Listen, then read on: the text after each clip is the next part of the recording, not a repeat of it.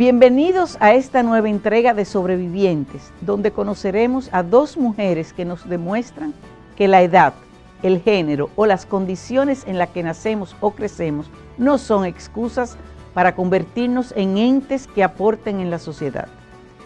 Nuestras invitadas son dos grandes profesionales en distintas áreas que hoy nos dejan una lección de vida, y es que siempre podemos hacer la diferencia. La ex primera dama de los Estados Unidos, Eleanor Roosevelt, dijo: "A menudo puedes cambiar tus circunstancias cambiando tu actitud". Gracias por la sintonía de cada semana y esperamos que disfruten el contenido de hoy.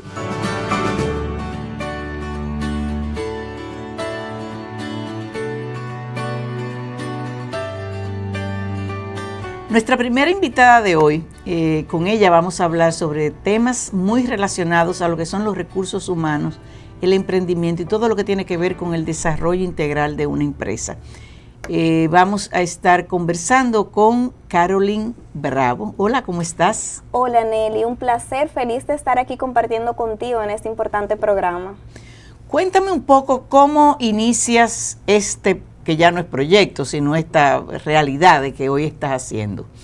Bueno, iniciamos en 2015 con muchas inquietudes. Iniciamos en un programa llamado Startup Weekend, donde en ese fin de semana se desarrollaban diferentes ideas de negocios y yo me preguntaba siempre qué pasaba con las personas con discapacidad, porque hablábamos de inclusión y pensábamos en medicina, en turismo, en muchos factores, pero no en las personas que iban a ser usuarias de esos servicios.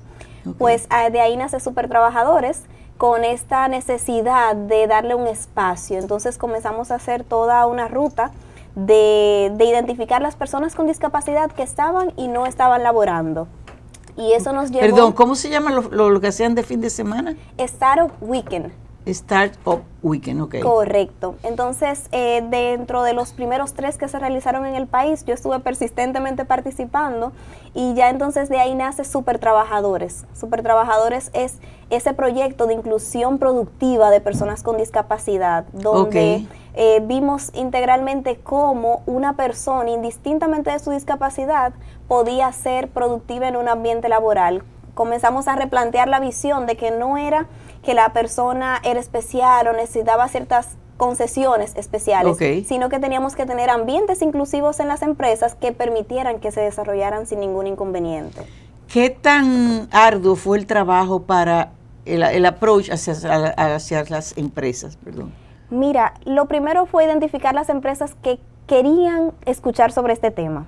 Como yo fui parte de la creación de los centros pymes en el país, esos centros de apoyo a la micro, pequeña y mediana empresa, que se dio en 2015, donde llega todo este modelo de Estados Unidos, vía El Salvador, toda esta metodología, pues yo estaba en un ambiente empresarial mientras estudiaba en la Universidad UMPU. Entonces, en este ambiente, yo comienzo a interactuar con los empresarios y hacer pruebas con este proyecto de interés, de qué ellos entendían que debían mejorar en sus empresas para poder hacerlo, qué miedos tenían. Entonces, de ahí, de todo ese diagnóstico y de este evento que te comento, que son 54 horas corridas trabajando unidad de negocio y piloteando cosas, pues nace este proyecto y de ahí entonces con las empresas comenzamos a trabajar desde dentro, cómo incluir, cómo sus procesos de reclutamiento habituales sencillamente tenían que decir que también aceptan personas con discapacidad.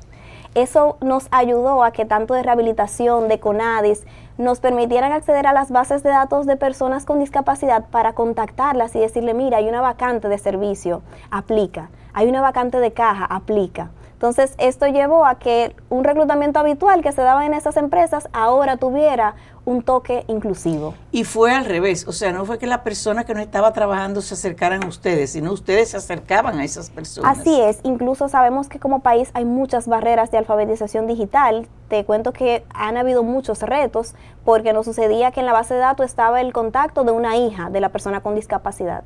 Yo te puedo decir que hoy, 2023, yo me siento muy feliz de los avances que hemos tenido como país y como empresas en el tema de inclusión. Creo que el trabajo ha valido la pena porque en 2015 era todo un sueño. No era ni cerca de lo que hoy tú puedes tener a nivel de actualización, del acceso digital que tienen las personas con discapacidad. Entonces dijimos... ¿Qué tú llamas acceso digital con la persona con discapacidad? Dígase a herramientas como el uso de un teléfono, la autonomía. Yo creo que en cuanto a eso, e incluso hay muchos programas de vida independiente para personas con discapacidad que ha ayudado a que dejemos de ver las personas con discapacidad como alguien pasivo que necesita ayuda, sino alguien que también puede valerse por sí mismo, que también puede ser quien recibe esa primera llamada para un contacto de empleo.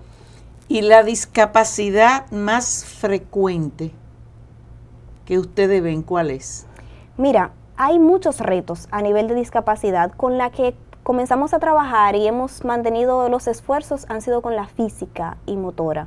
Okay. ¿Por qué? Porque sabes que ya las discapacidades intelectuales que tienen que ver ya con matiz de síndrome de Down, autismo, esos espectros tienen un nivel de especialización que incluso nosotros como país tenemos muchos retos. Yo conversaba hace poco, tengo un amigo de Barcelona y me decía, mira, alguien de la fundación quiere hacer una maestría en autismo. Cuando investigo en todas las universidades no hay una maestría en autismo. Tenemos en educación especial, hay muchos retos todavía que afrontar como país para poder llegar a trabajar con respeto y dignidad ese tipo de inclusiones, aunque sí se han dado muy buenos resultados en pasantías para jóvenes con discapacidad intelectual, así es. Ok, la motora ustedes eso lo viabilizan también mucho vía rehabilitación. Correcto, tenemos una relación muy estrecha con rehabilitación, de acercamiento, de que puedan, siempre que tenemos incluso una vacante interna, tanto nosotros como empresa como uno de nuestros clientes, la hacemos saber para que así puedan aplicar todas las personas que ellos mismos van formando. Lo que me llama la atención es que la parte intelectual sea que la más difícil. Ahora, tú que vienes de ese ambiente, una persona con discapacidad intelectual, vamos a decir con un autismo leve, porque sabemos si es severo ya es mucho más difícil, pero un autismo leve, ¿qué cosas, en qué áreas pudiera trabajar esa persona?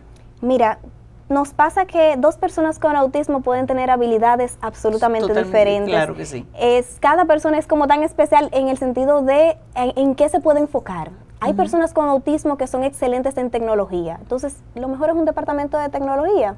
Hay personas que a pesar de tener el autismo, por el tratamiento que su familia han llevado, pudieran estar en una posición de servicio, pero sabemos que justamente esa discapacidad tiene ciertos retos mayores para la socialización. Exacto. Entonces, lo ideal es que según la persona podamos ver en qué área de la empresa es más factible que labore. Indistintamente de este enfoque inicial de trabajar con la discapacidad física, no quiere decir que excluimos la otra, sino que respetamos y entendemos que hay un proceso que agotar para poder decir sí, incluimos personas con autismo.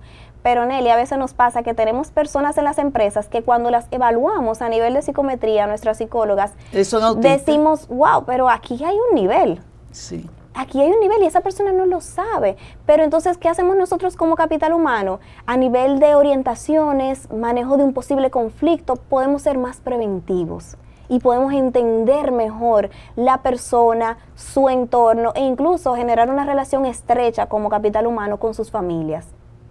Ok. Sí, así porque se da mucha gente que, digo, he visto videos y cosas que personas que no sabían que tenían un rasgo autista y sí lo tienen. Así es, y por eso para nosotros es un orgullo poder tener esta sensibilidad de identificar esas competencias, identificar esa historia, ¿verdad?, que cada persona tiene, porque eso no debe limitarle en una oportunidad laboral. No, y de hecho, si es una persona que está trabajando y ustedes le hacen una evaluación y dicen, pero esta persona tiene rasgos autistas y está trabajando, eso no puede ser limitante porque ya está trabajando. Claro. Y está desempeñando un rol en la empresa. Así es, Nelly. Y mira, pasa que, ¿por qué sigo utilizando el término discapacidad? Ha ido evolucionando mucho.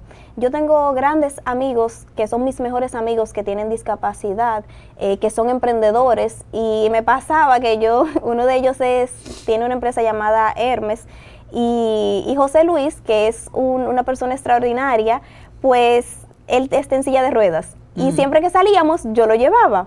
Hasta que un día me encuentro con otro amigo que me dice, si su madre te ve, Tú no te imaginas todo lo que te diría, porque ella ha trabajado toda su vida para que él sea autónomo, así que tú no tienes que llevarlo.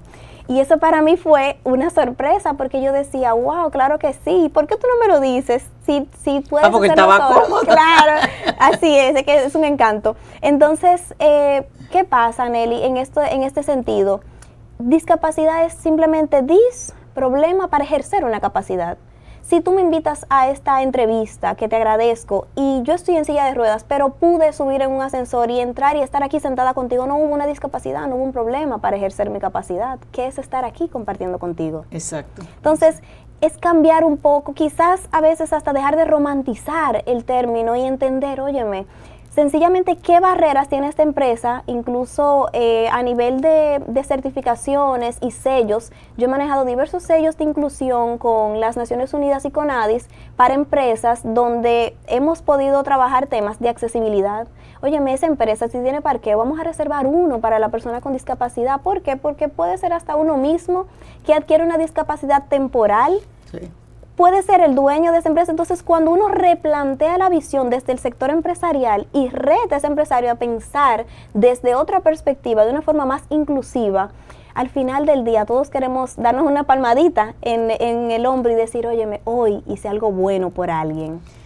Tú sabes que eso es importante, lo que tú dices, sobre todo la discapacidad física, o sea, motriz de desplazarte, porque cuando tú te ves en cierta posición de que o te rompiste una pierna, o tuviste un accidente, o algo te pasa que no te puedes mover igual, ahí tú te das cuenta lo difícil que es desplazarse, sobre todo en este país. Así es, entonces, ¿qué mejor que crear el ambiente? Tú sabes que yo salgo a caminar, y por Piantini, Naco, lo que sea, yo digo, lo mejor es, vamos a decir, Lincoln y Churchill, no que por ahí que hay mucho pollution, digo, sí, pero hay algo, que las aceras son lisas. Si tú te pones en las aceras de otros sectores donde han construido, pongo eso de ejemplo, han construido edificios, cada edificio tiene una entrada de un material diferente. Así es. Entonces no hay continuidad. Primero que hay tropezones que tú te puedes caer. Segundo que se desliza muy fácil. Entonces no es una ciudad amigable para los discapacitados en lo absoluto. Incluso cuando tú ves, que eso a mí me da mucha risa, que hacen un parque o en una calle, no, que ya lo arreglamos para discapacitados, que la silla de ruedas pueda pasar. Cuando tú miras, realmente lo que tú ves, que tú estás aquí y te ese hueco para tú caer allá. O sea, tú te tienes que tirar con todo y silla de ruedas porque tienes que hacer esto. Entonces tampoco nos ayuda el medio ambiente en que nosotros estamos. Sí, definitivamente han habido muchos retos. Pienso que ha mejorado bastante porque justamente uno de los sellos es en accesibilidad, pero todavía hay mucho por hacer. Por eso siempre motivamos a la comunidad emprendedora, a los jóvenes, óyeme, cuando vemos algo vamos a buscar las soluciones, vamos a buscar la manera de que se arregle, porque podemos ser tú o yo mañana. Las empresas, ¿qué tan abiertas están a ser inclusivas? Mira, ¿por qué nace Consulting Business Management? Porque nos dimos cuenta trabajando la inclusión de discapacidad, trabajando con esa inserción de personas con discapacidad a las empresas, que no se trataba de las personas con discapacidad, sino de que debían desarrollarse procesos y una estructura fuerte y autónoma que permitiera que en esa área de caja, que en esa área de servicio, en esa área de ventas, puede estar una persona en silla de ruedas o con cualquier tipo de discapacidad implementando sus funciones de forma autónoma e independiente. Entonces, ahí básicamente hicimos una inversión de la fórmula. Dijimos, vamos a ayudar a las empresas a tener la estructura que permita que puedan participar personas con y sin discapacidad de una forma fluida. Y eso que ustedes hacen, cuando ustedes se le acercan a la empresa, ¿qué tan abiertas están las empresas? Mira, como comenzamos... Y si las empresas grandes están así de abiertas o... Actualmente hay una mayor apertura. Me sucedió que con la primera pyme que trabajé un sello de inclusión, fue con Áreas Repuestos, uno de nuestros primeros clientes, y sucedió que en esa premiación, justamente lo hicieron en pandemia, los reconocimientos, y luego lo enviaron a las empresas, estaba de su rubro de comercio solo ellos. Y ahí yo decía, wow, qué reto tenemos, porque ¿cómo es posible que pymes solamente sean ellos? Ya luego estaba Santo Domingo Motors, entre otras empresas grandes, que lo hacen porque cuidan la parte de responsabilidad social. Entonces, el reto yo te podría decir que está más de micro a pequeña. ¿Por qué? Porque casi siempre sabes que una empresa nace en nuestro país y en cualquier otro lugar de manera empírica. Sin procesos, sin procedimientos. Entonces, quien sea que venga con o sin discapacidad va a rotar porque no hay una claridad de las funciones. Entonces, te puedo decir que las empresas las componen personas, las lideran personas. Y cuando tratamos este tema desde el punto de vista de sensibilización con los empresarios, la receptividad ha sido muy buena. ¿Por qué? Porque vemos tanto el tema discapacidad como el tema juventud. Hemos sido una empresa que ha podido equilibrar según el tiempo y la etapa en que esté esa empresa, cuando puede incluir una persona con discapacidad, cuando tiene las herramientas para poder brindárselas y cuando puede incluir un joven y formarlo hasta que sea un empleado de éxito. Y en ambas cosas yo te puedo decir que la apertura ha sido excelente, la verdad. Incluso en Ministerio de Trabajo, que es una de las instituciones con las que más nos relacionamos, nuestro apoyo a nivel de inspección y a nivel de que siempre buscamos que nos validen los procesos de los diferentes clientes, son personas con discapacidad que nos atienden. Entonces siempre buscamos la manera de también ir y saludarlos y mostrarles empresario, cuando llamo a Juan o cualquier otra persona, mira, esta persona con quien yo acabo de hablar es una persona con discapacidad, nos acaba de leer el código, nos acaba de orientar. Entonces, no tiene que ver con la discapacidad y eso ha ido ayudando a desmontar quizás alguna barrera que puede existir. Yo siempre he dicho, óyeme, todos tenemos un familiar con discapacidad. Todos. Sí. Entonces, es tan simple como mirar hacia el lado y decir, vamos a crear el espacio juntos. Hay muchas empresas grandes ahora con personas discapacitadas.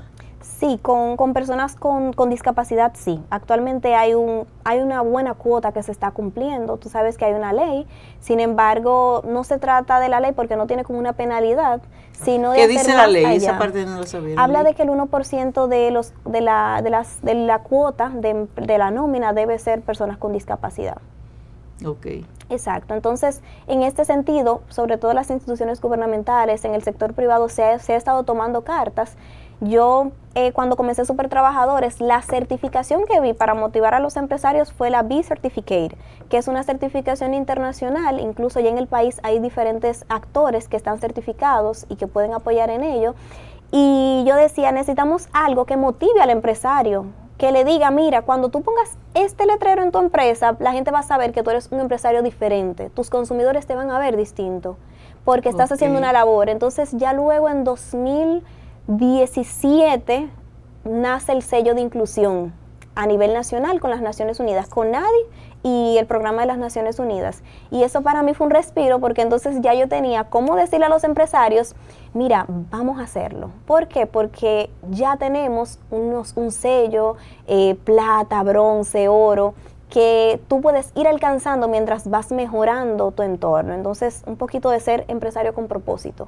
Exacto, esa es la palabra, empresario. Además de eso, ¿tu empresa qué es lo que, es recursos humanos en general o solamente lo de inclusión? Sí, mira, ha sido el aprendizaje que nos ha dejado el mercado, y el pensar en inclusión nos hace crear espacios más saludables a nivel laboral. Entonces, por eso nosotros trabajamos estructuración empresarial a nivel de procesos, manuales de funciones, de políticas, cómo plasmamos las reglas del juego en cada empresa para que los empleados crezcan. Entonces, tanto mientras el empleado crece, la empresa crece, entonces vamos necesitando más personas. Y eso entonces produce que empleados con capacidad de liderazgo se vuelvan formadores de nuevas personas que van a asumir su posición mientras ellos crecen, de que los procesos puedan ser más inclusivos porque vamos cambiando un poquito ese chip de tiempo, de que hay un 8 a 5, no, vamos a hablar de productividad. Vamos a colocarle metas a esos equipos de trabajo y entonces después hablemos de tiempo, porque ese empleado puede salir a las 8 de la noche hoy, pero si el sábado no es necesario que venga a la oficina, ¿para qué? Y ese gran reto que también tenemos como país, justamente con ese tema de los horarios, de que se espera que las personas estén ahí cuadraditas, siempre cumpliendo mucho tiempo, pero ¿y la productividad de esa empresa? Que lleguen a las 8 de la mañana y lean el periódico hasta las 9. O se maquillen. Ay, ese sí me gusta. No, el mejor es, no, voy a desayunarme. Ay, a las Dios mío. 9:30 de la mañana. Tú sabes que me pasó algo así esta mañana. Sí. Tengo una nueva colaboradora que se integra a nuestro equipo, una nueva psicóloga, y ella llegó a las 7:20. Yo llegué también a esa hora, pero ella no se había desmontado de su vehículo esperando que alguien llegara porque iniciaba hoy.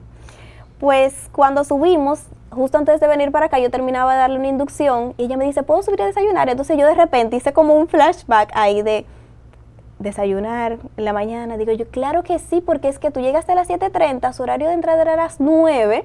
Okay. Aprovechamos toda la mañana, entonces claro que sí, ve, desayúnate tranquila, tómate tu tiempo. ¿Pero por qué? Porque ese empleado, ya yo vi cómo es su nivel de compromiso, de que en su primer día llegó muy temprano. Entonces, siempre es también lograr una balanza, lograr un equilibrio en las empresas, observar cada empleado según la posición, cómo puede crecer, dónde están sus talentos. En todo ser humano hay grandeza, Nelly, en todos. Todos tenemos algo que el otro no tiene. Esa competencia, entonces, para ponerla al servicio hay que identificarla, y de eso nos encargamos en CBM. Identificar esa competencia y luego enfocarla. Ok, usted no es solamente un headhunter de que dame tu currículum, sino... No. Ustedes reciben la persona, ven como la persona, la capacidad que tiene, que puede ser que su currículum diga que era muy buena en esto, pero ustedes le vean otras, porque ustedes tienen psicólogos en la empresa. Correctamente, incluso también, aparte de los psicólogos que tenemos unas plataformas internacionales donde toda la psicometría, textualmente yo te envío una psicometría, nuestras psicólogas te envían una psicometría y la página te va a decir, ok, podemos abrir tu cámara, porque te va a evaluar los rasgos faciales, entonces ya hace un pretrabajo, ¿verdad? Que cuando llega ese reporte donde nuestra psicóloga, entonces ellas lo analizan y profundizan para enfocar y conectar propósitos. Esta persona, según lo que nos dice su psicometría, según sus competencias, ¿tiene relación con su hoja de vida? Porque es que si me dijiste que fuiste ejecutiva de ventas, efectivamente en tu prueba debe aparecerme algunos rasgos de persuasión, de capacidad, claro, de interacción, de relaciones interpersonales. Entonces, cuando unamos esas dos cosas, consultamos referencias laborales, validamos completamente, entonces se arma esa terna, esos 3 candidatos que te lo envío y tú entonces, Nelly, seleccionas. Pero mejor aún, yo te mando una psicóloga. Mira, esa psicóloga va a estar presente en la entrevista para apoyarte. Porque a los empresarios no nos enseñan a entrevistar personas. Entonces, definitivamente eso también es parte de ese valor agregado que nosotros siempre tenemos con los empresarios para que puedan tener la mejor selección posible.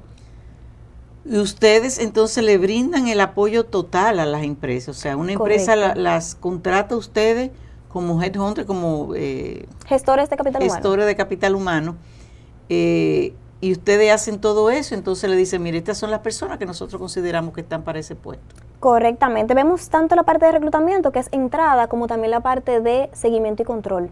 Seguimiento a ese empleado, con todo lo que tiene que ver con su llegada, su cumplimiento, sus funciones, cómo identifica el supervisor que va desempeñándose esa persona, cómo esa persona se va sintiendo, si percibimos cualquier tema, hacer una intervención de encuesta de clima laboral, un plan de mejora del clima laboral, una medición de desempeño semestral anual que nos permita ver también, la semestral la hacemos para ir haciendo un piloto con los empleados de cómo va a ser la anual y que nos podamos ir preparando, enfocando en cumplimiento de metas.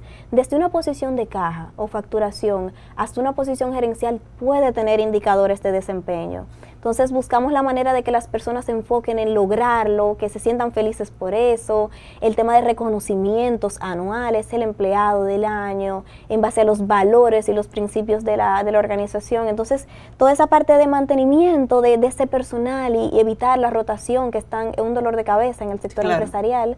Y entonces luego cualquier tema de desvinculación que se maneje, también que sea sumamente sano. Nosotros tenemos, gracias a Dios, con nuestra cartera de clientes y más de 100 empleados bajo nuestro cargo como outsourcing de recursos humanos, tasa cero de demandas, gracias a Dios, de ninguna de esas cosas. ¿Por qué? Porque llevamos nuestro proceso de desvinculación de la forma óptima, ya sea por renuncia, por desahucio e incluso despidos justificados. Nos ha pasado que no hemos tenido un empleado que se le haga un despido justificado o una amonestación que no la haya firmado él mismo. ¿Por qué razón? Porque es consciente de todo ese proceso de mantenimiento que se ejecuta. Okay. Porque desde el reclutamiento vamos fidelizándolo, vamos conversando con él, le vamos ayudando a entender que, óyeme, tú tienes una familia que depende de ti. Esto vamos a hacerlo bien y vamos a estar ahí para apoyarte, pero también tú tienes que hacer tu parte. Entonces, ha sido un trabajo... Es un coaching que ustedes le dan a la empresa y al empleado. Ambos son nuestros clientes. El empleado es nuestro beneficiario y la empresa es nuestro cliente. Y ambos para nosotros son igual de importantes en el sentido del trato y de esa relación que creamos con ellos. Okay. ¿Qué tan receptiva es la gente, o sea, lo que ustedes entrevistan con cosas de trabajo para las evaluaciones psicológicas y eso? Mira, las personas son receptivas, pero no están habituadas a que lo evalúen. Por eso te hago la pregunta. Incluso tuve un caso de una empresa donde me pasaron, yo asumo la empresa como capital humano, ¿verdad? Yo lidero esa parte en la empresa y pues sucede que este señor, un encargado, le había dicho a la otra empresa que nadie lo iba a evaluar. Y cuando yo llego, lo que yo hago es sencillo. Digo yo, bueno, si él no quiere llenar la prueba, yo voy a ir a hacérsela en persona. Y comienzo a conversar con el señor.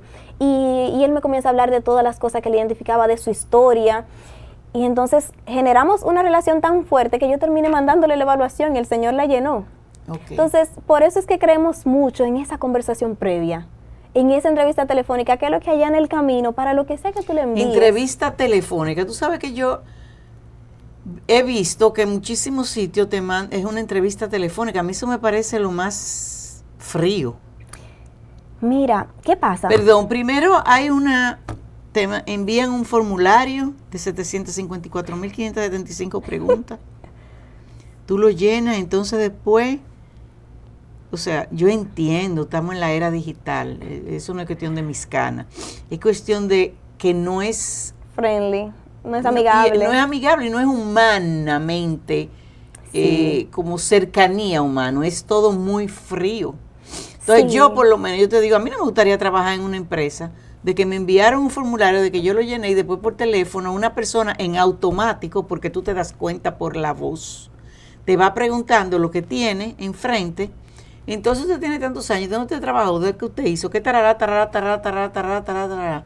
O sea, no hay un acercamiento, no hay nada humano. Entonces, es una frialdad. Nos quejamos muchas veces que en las empresas los trabajadores, los empleados, no se identifican con la empresa. Uh-huh. Pero esa identificación debe venir desde el día 1, no después que yo esté dentro de la empresa. O sea, debe de existir alguna manera de que yo me sienta orgullosa de que a mí me llamaron de esa empresa y que yo voy a trabajar en esa empresa.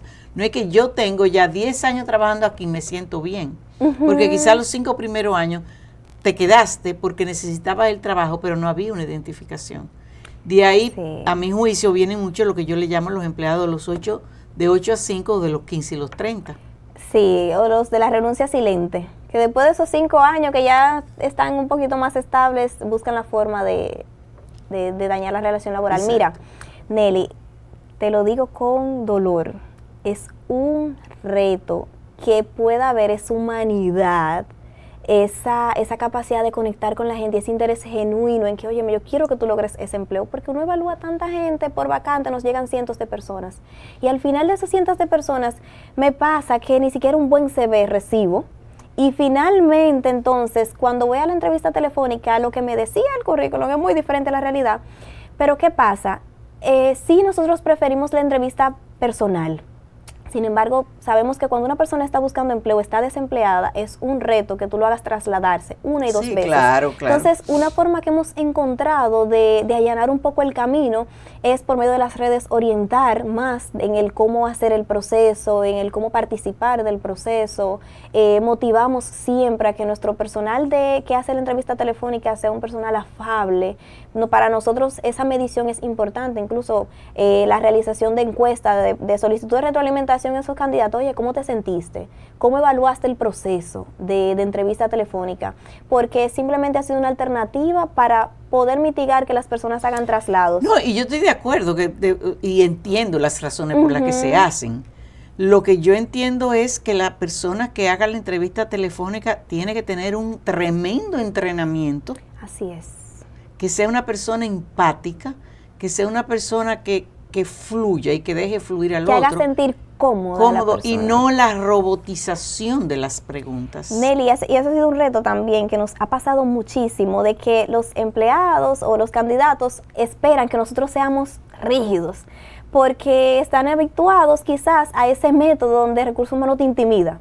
Y ha sido todo un desmontar eso. Para nosotros, incluso más que entrevista telefónica, lo llamamos conversación. Necesitamos que tú converses con esa persona. No, es que ya de ahí ya tú claro, cambias. Mira, te hablo de tal sitio para que tú sepas con quién estás conversando, sobre tal vacante, tú aplicaste en tal fecha, ¿nos recuerdas? Sí, ya entonces tenemos un vínculo.